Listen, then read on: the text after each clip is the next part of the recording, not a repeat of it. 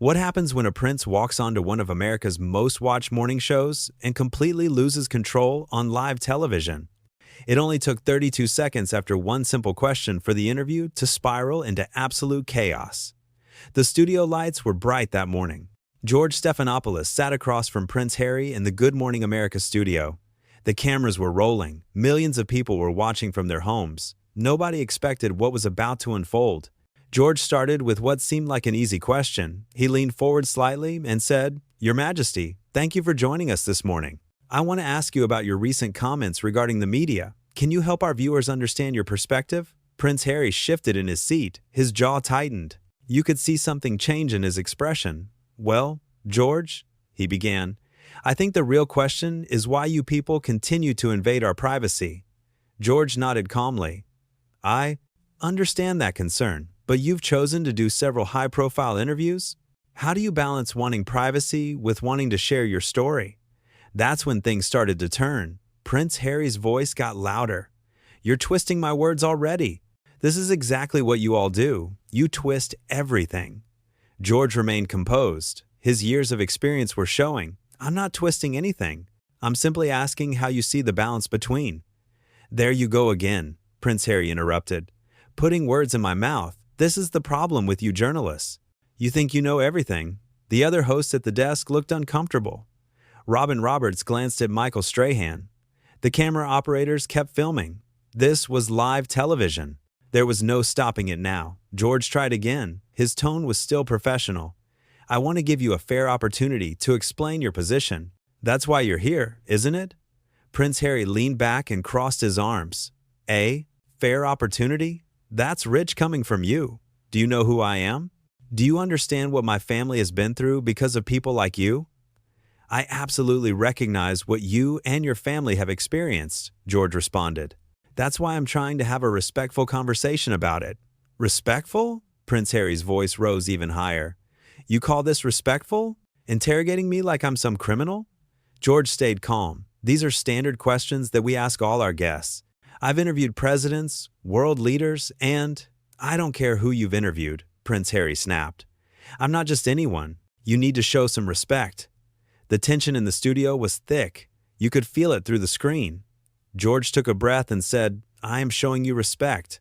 I'm giving you a platform to share your views with millions of Americans." Prince Harry stood up slightly in his chair. "A platform? You think you're doing me a favor? I'm the one doing you a favor by being here. Your ratings probably just doubled because I walked through that door." George's expression remained steady. "We're grateful you're here. Now, can we continue with the interview?" "Continue?" Prince Harry laughed. It wasn't a friendly laugh. "Why would I continue this? So you can edit this later and make me look bad? So you can take my words out of context?" "This is live television," George reminded him. "Nothing is being edited. What you say is what America is hearing right now." That seemed to make Prince Harry even angrier, even worse. "You're trying to humiliate me in front of everyone." George shook his head. "That's not what's happening here. I'm asking you straightforward questions, the same questions any journalist would ask." "Any journalist," Prince Harry repeated mockingly. "You're all the same. You pretend to care. You pretend to want the truth. But really, you just want drama. You want conflict. You want to tear people down." Michael Strahan tried to step in. "Your Majesty, maybe we could take a quick break and—" "I don't need a break," Prince Harry cut him off. "What I need is for George here to stop acting like he's some kind of moral authority." George remained in his seat, hands folded on the desk. "I'm not claiming to be a moral authority. I'm simply doing my job." "Your job," Prince Harry said with contempt. "Your job is to attack people, to make them squirm, to get your viral moment so you can trend on social media." "My job is to ask questions that the public wants answered," George corrected. "You've made yourself a public figure. You've written books. You've done documentaries. People have questions." Prince Harry pointed at George. "There it is again. Blame the victim. It's always our fault for defending ourselves. We're not allowed to tell our side of the story without people like you picking it apart." "You're absolutely allowed to tell your story," George said. "That's why you're sitting here right now. But telling your story means answering questions about it." The prince's face was red now. "I don't have to answer to you. I don't have to answer to anyone.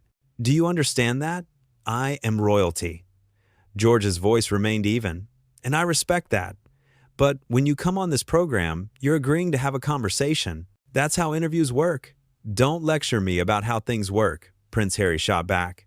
I've been interviewed by actual professionals, people who understand diplomacy, people who know how to treat their guests. Robin Roberts spoke up gently. Your Majesty, I think what George is trying to— I know what he's trying to do, Prince Harry interrupted again. He's trying to make me look unstable. He's trying to create a narrative. Well, I won't let him. George finally showed a hint of frustration. I'm not trying to create any narrative. Your words are creating the narrative right now. My words? Prince Harry stood up from his chair completely. Now, my words are being twisted by your questions. Every single thing you've asked has been designed to trap me. That's simply not true, George responded. I asked you about your media comments. I asked you about privacy. These are topics you've discussed publicly many times. Prince Harry started to pace. This is unbelievable. Absolutely unbelievable. I came here in good faith. I thought we could have an actual conversation, but this is an ambush. George stayed seated. It's not an ambush. You're overreacting to basic interview questions. Overreacting? Prince Harry's voice reached a new volume. You're calling me overdramatic now? This is exactly what the tabloids do, gaslight and manipulate. I'm not gaslighting anyone, George said firmly. I'm pointing out that you're having a very strong reaction to very simple questions. Prince Harry stopped pacing and stared directly at George. Maybe the problem isn't my reaction. Maybe the problem is your questions. Did you ever think of that? My questions have been fair, George maintained. If you'd like to address them, we can continue. If not, that's your choice. My choice? Prince Harry laughed again. Nothing about this has been my choice. You people control everything. You control the narrative. You control the editing. You control what people see. George gestured to the cameras. Again, this is live. Everyone is seeing exactly what's happening without any filter. That seemed to stop Prince Harry for a moment. He looked at the cameras. Then he looked back at George. You planned this, didn't you? You wanted me to lose my temper. I didn't plan anything except a normal interview, George replied. You're the one who's chosen to respond this way. Prince Harry's hands were shaking now. Chosen? You think I chose this? You backed me into a corner with your loaded questions and your condescending tone. My tone has been nothing but professional, George countered. If you listen back to this interview, you'll hear that clearly. Professional, Prince Harry spat the word out. You call this professional? Attacking a guest on your show? George's patience was remarkable. I haven't attacked you once. I've asked you questions. That's the entire purpose of this interview. Stop saying that, Prince Harry demanded. Stop pretending this is normal. Stop acting like you're the reasonable one here. I am being reasonable, George said. You're the one who's yelling and making accusations. Prince Harry leaned on the desk between them. Because you're pushing me to this point. This is what you wanted. Admit it. George looked directly at him. What I wanted was a thoughtful conversation about the issues you care about. That's still available if you'd like to sit back down and talk. Sit back down? Prince Harry's voice dripped with sarcasm. So you can humiliate me some more? So you can make me look foolish in front of millions of people? You're making yourself look foolish, George said quietly. I'm trying to help you here. That was the breaking point. Prince Harry slammed his hand on the desk. Help me? You're trying to help me? You arrogant, self-righteous, how dare you? The studio went completely silent. Even the crew members froze. George's expression hardened. I'm gonna need you to calm down. Don't tell me to calm down, Prince Harry shouted. You don't get to tell me what to do. Nobody tells me what to do. George stood up now too. This is my show. And I'm telling you that you need to compose yourself or we're gonna end this interview. Your show? Prince Harry was almost screaming now. This is a joke. You're a joke. This whole network is a joke. You're all just vultures feeding on people's pain. Robin Roberts tried one more time. Your Majesty, please, let's all just take a breath. And, no. Prince Harry cut her off. I'm done taking breaths. I'm done being polite. I'm done pretending like these people deserve my respect. George's voice was firm now. That's enough. It's not enough, Prince Harry yelled back.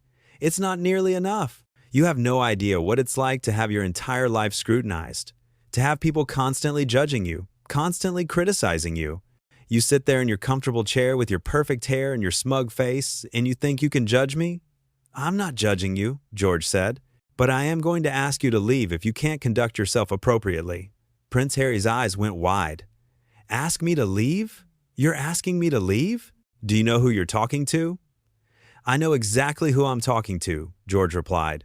"And right now, I'm talking to someone who's being disrespectful to me, to my colleagues, and to this program." "Disrespectful?" Prince Harry was shaking with rage now. "I'll show you disrespectful. You're a pathetic excuse for a journalist. You're a talking head who reads from a teleprompter. You have no integrity. You have no honor. You're nothing." The entire studio gasped. George's face remained calm, but his voice was ice cold. "Get out." "What did you just say to me?" Prince Harry stepped closer. "I said get out," George repeated. "This interview is over. You need to leave the studio now." Prince Harry looked around wildly. "You can't kick me out. You can't do that." "I absolutely can," George said, "and I am." "Security, please escort our guest out of the building." Two security guards appeared from off-camera. Prince Harry looked at them in disbelief. "You're actually doing this? You're actually throwing me out?" "You've left me no choice," George said. "You came here as a guest and you've been nothing but hostile and insulting." Prince Harry pointed at George one more time. "This isn't over. You have no idea what you've just done. No idea." "I know exactly what I've done," George said calmly. "I've protected the dignity of this program and everyone who works here." The security guards gently took Prince Harry's arms. He tried to pull away. "Get your hands off me. Don't you dare touch me." "Sir, we need you to come with us," one of the guards said politely. Prince Harry looked back at George one last time. "You're going to regret this. You're all going to regret this." George sat back down at the desk. "I don't think we will." As the security guards led Prince Harry toward the exit, he continued shouting, "This is outrageous. This is an absolute disgrace. You can't treat people like this." The cameras followed him as he was escorted through the studio. Other staff members moved out of the way. Some looked shocked. Some looked uncomfortable. Everyone was processing what they'd just witnessed. Prince Harry turned back one more time before reaching the door. "I came here to tell my truth, and you couldn't handle it. None of you could handle it." "You're all cowards," George spoke into the camera. "We're going to take a quick break. When we come back, we'll continue with our scheduled programming." The guards finally got Prince Harry to the exit. He was still yelling as the door closed behind him. "This is who they really are, everyone. This is what they do when you stand up to them. Remember this." And then he was gone. The studio door shut. The shouting stopped. George looked at Robin and Michael. Nobody knew what to say. The whole thing had happened so fast. One moment it was a normal interview. The next moment, a prince was being thrown out of the studio. George straightened his papers on the desk. He looked into the camera with remarkable composure. "That was certainly unexpected. We always aim to have respectful conversations on this program, even when we disagree. Unfortunately, that wasn't possible today." Robin nodded slowly. "I think we're all a bit stunned by what just happened. As are our viewers, I'm sure," George added. "We invited our guest here for a conversation. We asked fair questions. What happened after that? Well, you all saw it for yourselves." Michael finally spoke. "It's important to note that we treat all our guests with respect. We expect the same in return." George looked directly into the camera again. "We're going to move on now. But I want to thank our crew, our staff, and everyone here for handling that situation professionally." The camera held on George's face for a moment. You could see the weight of what had just happened. This was a seasoned journalist, someone who had interviewed countless world leaders, someone who knew how to handle difficult situations. But even he looked shaken. Robin touched George's arm supportively. "You handled that with incredible grace." George gave a small nod. "It's never easy when an interview goes that way. But we have standards here. We have expectations for how people conduct themselves." "Absolutely," Michael agreed. "No matter who they are or what title they have." George took a breath and looked at the camera one more time. "When we come back, we'll be talking about the latest developments and, well, we'll be continuing with our show." The whole thing had lasted less than 15 minutes. But those 15 minutes would be replayed over and over, analyzed and discussed, debated and dissected, because what people had just witnessed was extraordinary. A member of the royal family, a prince, being escorted out of a television studio, removed from a live interview, all because he couldn't control his temper, all because he couldn't handle basic questions. George Stephanopoulos had done his job. He had asked fair questions. He had remained professional. He had given Prince Harry every opportunity to compose himself. And when that wasn't possible, he made the difficult decision to end the interview, to protect his show, to protect his colleagues, to maintain the standards of journalism. Prince Harry, on the other hand, had shown a side of himself that shocked everyone watching: the entitlement, the arrogance, the complete inability to accept any form of questioning. He had walked into that studio thinking he could control the narrative, thinking he could dictate how the interview would go. And when he realized he couldn't, he completely fell apart. The cameras had captured everything, every word, every gesture, every moment of escalation. From the first subtle signs of irritation to the final explosive exit, it was all there, unedited, unfiltered, raw, and real. George sat at that desk knowing that what had just happened would define this moment. He had stood his ground. He had refused to be bullied or intimidated. He had treated Prince Harry like he would treat any guest who behaved that way, with firmness, with clarity, with boundaries. And that's exactly what leadership looks like. That's what professionalism looks like. Not backing down when someone tries to use their status or their title to avoid accountability. Not tolerating disrespect just because someone is famous or powerful. Treating everyone by the same standard. The studio crew was still recovering. Producers were probably scrambling. Executives were likely on the phone. The social media team was definitely watching the internet explode. Because this was the kind of moment that breaks through the noise. The kind of moment that everyone talks about. But in the eye of the storm sat George Stephanopoulos, calm, collected, ready to move forward, because that's what professionals do. They handle the crisis. They make the tough call. And then they continue doing their job. Prince Harry had come to that studio wanting to control his image, wanting to be seen as a victim, wanting sympathy and understanding. But what he delivered instead was a masterclass in how not to conduct yourself in public, how not to handle criticism, how not to respond when things don't go your way. He had every advantage walking into that interview. The public was largely sympathetic to him. George was prepared to have a fair conversation. The platform was there for him to share his perspective. All he had to do was answer questions calmly and thoughtfully. Instead, he chose confrontation. He chose hostility. He chose to make himself the villain of his own story. George never raised his voice beyond what was necessary. He never insulted Prince Harry. He never stooped to that level. He simply held the line.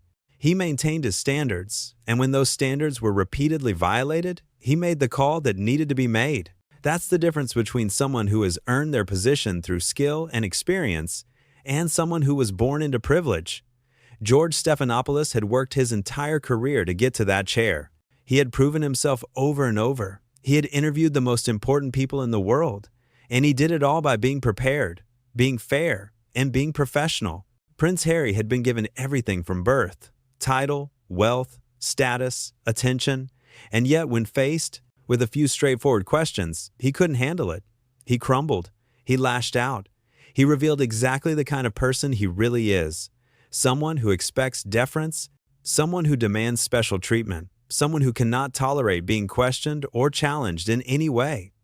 The irony was not lost on anyone watching. Here was someone who constantly complained about media treatment, proving exactly why the media asked tough questions. Here was someone who demanded privacy, melting down on live television in front of millions. Here was someone who wanted respect, showing absolutely no respect to anyone around him.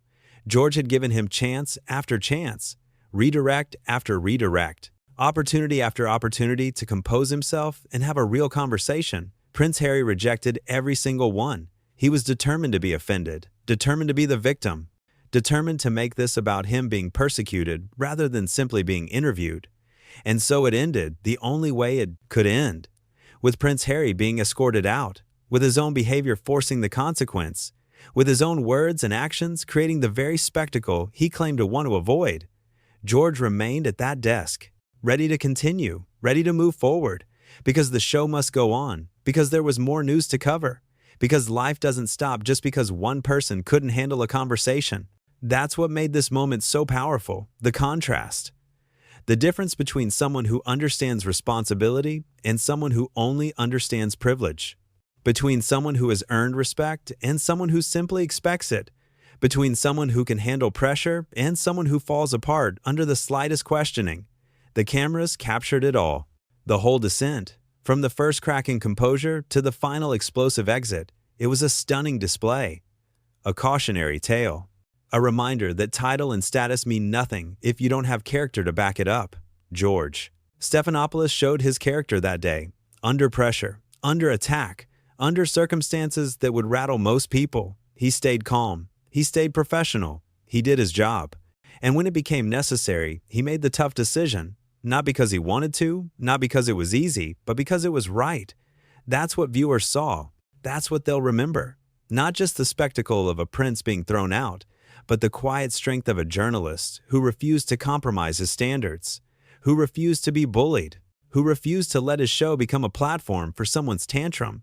The whole thing was over in minutes, but the impact will last much longer because people saw something real that day, something unscripted and raw. They saw who people really are when the mask slips, when the pressure builds, when there's nowhere to hide. Prince Harry wanted to control the narrative. Instead, he lost control completely. And in doing so, he created a narrative far more damaging than any question George could have asked. He showed the world exactly who he is, and no amount of public relations or damage control can erase what millions of people witnessed with their own eyes. George Stephanopoulos just did his job, asked his questions, maintained his standards, and let Prince Harry's own behavior speak for itself. Sometimes that's all you need to do. Sometimes the truth reveals itself without any help. Sometimes people tell you exactly who they are if you just give them the opportunity. And on that morning, in that studio, with those cameras rolling, Prince Harry told everyone exactly who he is. Not through carefully crafted statements or scripted interviews, but through raw, unfiltered behavior, through his own words and actions, through the choice he made to lash out rather than engage, to attack rather than answer, to storm out rather than show up. The door closed behind him. The shouting faded. The studio grew quiet. And George Stephanopoulos sat at his desk, ready to continue with the show. Because that's what professionals do. They weather the storm, they handle the crisis, and then they get back to work. That's the real story. Not just what happened, but how it was handled. Not just the explosion, but the steady hand that refused to be shaken.